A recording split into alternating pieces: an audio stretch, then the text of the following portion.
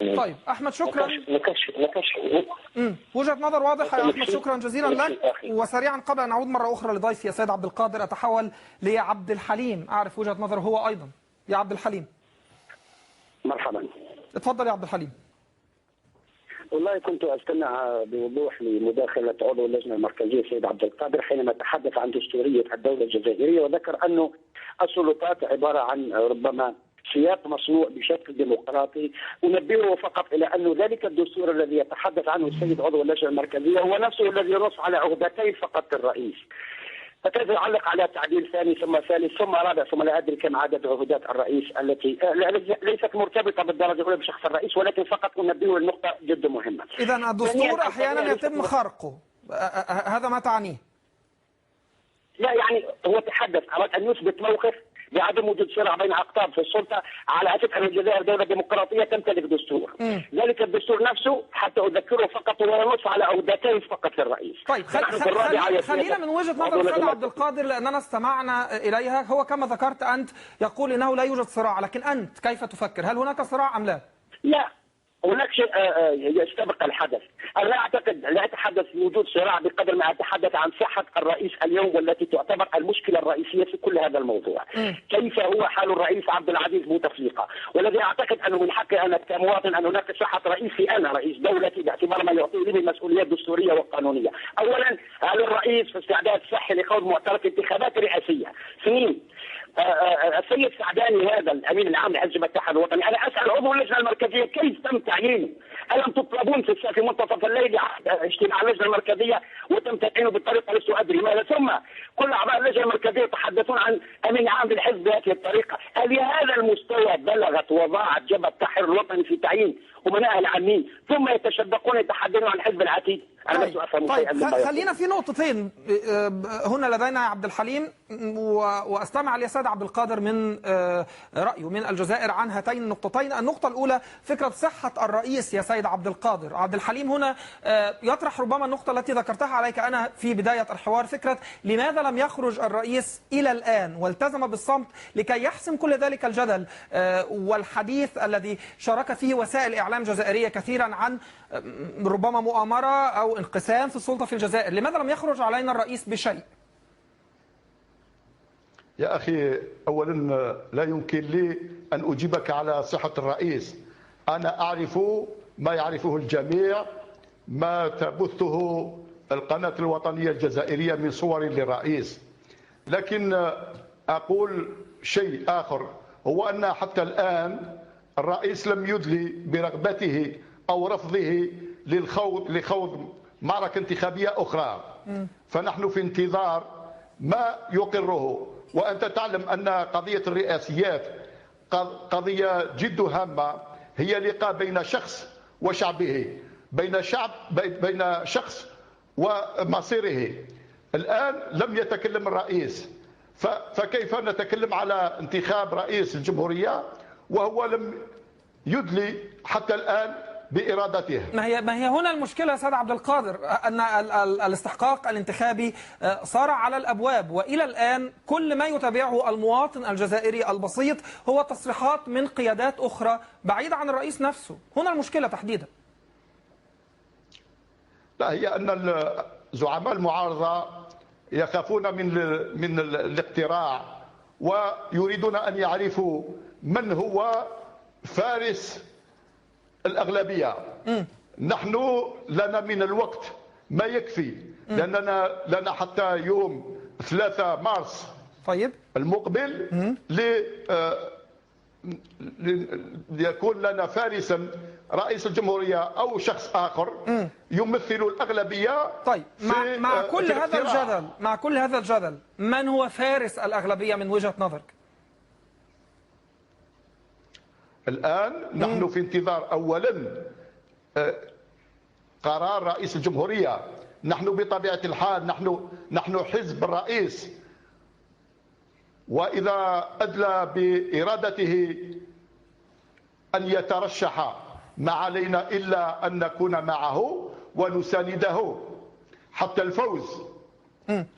لكن وإن لم يترشح أيوة ثم فيه آراء أخرى تدابير أخرى. بمعنى لتعرف بمعنى ماذا يا سيد عبد القادر؟ إذا لم يترشح ما هي التدابير الأخرى؟ بمعنى للأغلبية المكونة من عدة أحزاب يكون لها فارسا بالتوافق وبرأي رئيس الجمهورية. لكن هل سترضخ كل نحن سنأخذ برأيه. هل سترضخ كل الجبهة برأيك لفكرة ترشيح الرئيس؟ أعيدك مرة أخرى إلى تصريحات سعداني التي أشار فيها كثيرا في تلميحات متعددة أن قطاع كبير من الجبهة الآن لا يرضى عن ترشيح بوتفليقة بسبب حالته الصحية. لا أريد أن أتكلم على شخص متهور. طيب أنا أسألك على رأيك وليس عن شخص سعداني، لكن فكرة أن الجبهة لن تكون راضية عن ترشيح بوتفليقة نظرا لحالته الصحية. إن ترشح نحن نكون معه. إن ترشح. طيب عبد الحليم، ممكن فقط هناك جزئية بسيطة أود أن أذكر فيها السيد عبد القادر. تفضل. طبعا الحزب الحاكم، حزب الأغلبية، من المفروض هو الدستور، لا جبهة التحرر الوطني ولا التجمع الوطني الديمقراطي ولا غيره. من المفروض علاقاتي أنا كمواطن جزائري مع السيد ناطق باسم حزب، علاقتنا فيما بيننا تتأسى عن طريق حزب يحكم العلاقات فيما بيننا. أنا لا أفهم هذا المنطق، يعني هو منطق مرتبط جدا بتصريحات سعيداني، لا فرق بينك الآن وبين سعيداني. كلكم تتصورون أنكم تملكون زمام أمر الشعب الجزائري بمنطق معين. يتحدث السيد عن حزب الأغلبية وكأنه لا يوجد قانون، فقط مجموعة بشرية، قطاع بشرية تستطيع أن توجه رأي عام.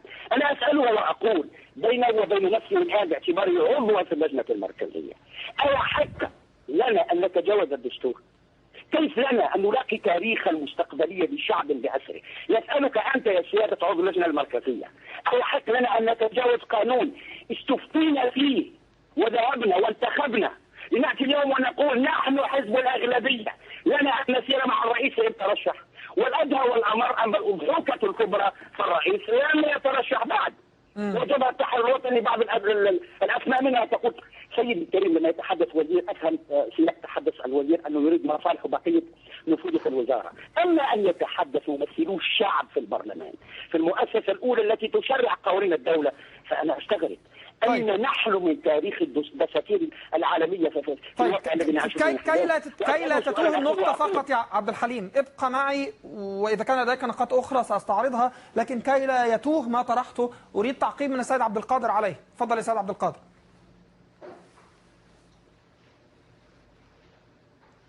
سيد عبد القادر، هل هناك تعقيب على ما استمعت إليه من عبد الحليم؟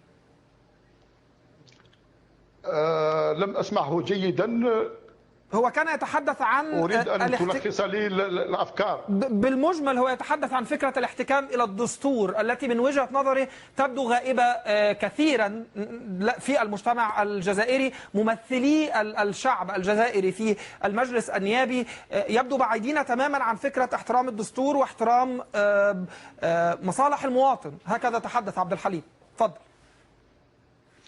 لا، البرلمان والغرفة السفلى أي المجلس التشريعي التي جرى انتخابه في إجواء 2012 أو نصب في إجواء 2012 نتيجة تجاذبات بين الأحزاب ونتيجة الكثرة أو يعني مبالغة في عدد القوائم وعدد الأحزاب، لأن لا يمكن أن يكون للجزائر هذا العدد الهائل من الأحزاب وعليها أن تجتمع تحت رايات لا تتجاوز 10 أو 14 راية حسب المناهج وحسب المشارب وحسب البرامج. لكن لما تتعدد القوائم إلى 50 60 قائمة في كل دائرة انتخابية تعطي النتائج التي أعطتها هذه الانتخابات. طيب بدون تزوير هذا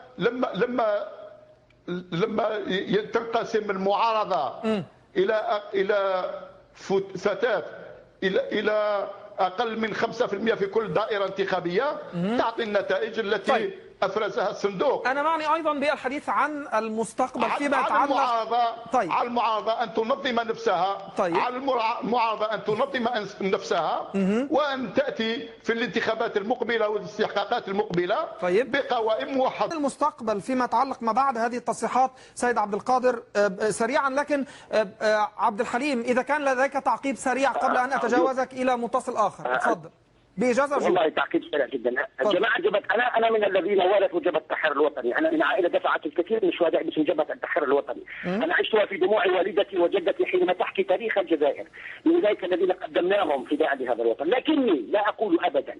السيد عبد القادر يتحدث عن تعدديه في اطار فكر الحزب الواحد، وهذا الذي لن نتفق فيه. نقطه ثانيه مهمه جدا، قانون 80 الماده 80 التي شرع لها البرلمان الذي يتحدث عنه هو هي التي اودت بالانتخابات التشريعيه الى تهلكه قانون 5% من شرع له جبهه التحرير الوطني، ولك حزب اخر يعني باتفاقكم مع التجمع الوطني الديمقراطي. طيب. ثم بعد هذا تتحدثون عن تشريعاتكم وكانها اخطاء نزلت من الفضاء من كوكب اخر. واضح. شكرا جزيلا يا عبد الحليم، وعذرا لمقاطعتك اسمح لي ان اعطي بعض الوقت لعمار سريعا. طيب خلينا نتكلم عن